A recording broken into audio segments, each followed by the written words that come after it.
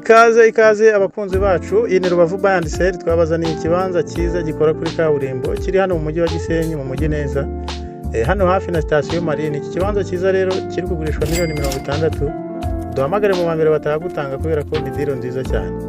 Ni kinini, gifite buso 515, ni heza cyane, ahantu ushobora kubaka inzu yawe y'ubucuruzi cyangwa se ukaba washyiraho na apartment hejuru.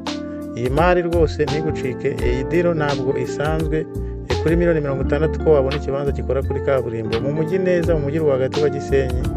Iyi mari rero nagushishikariza kuduhamagara mu bambere kugira batayigutanga. Hamwe natwe rero uduhamagare, uhigurire, udukurikirane ku mbuga zacu, ubundi ujye ubona deal nk'izi ngizo cyane. Nutinda urasanga bayitwaye, uduhamagare mu bambere batagutanga.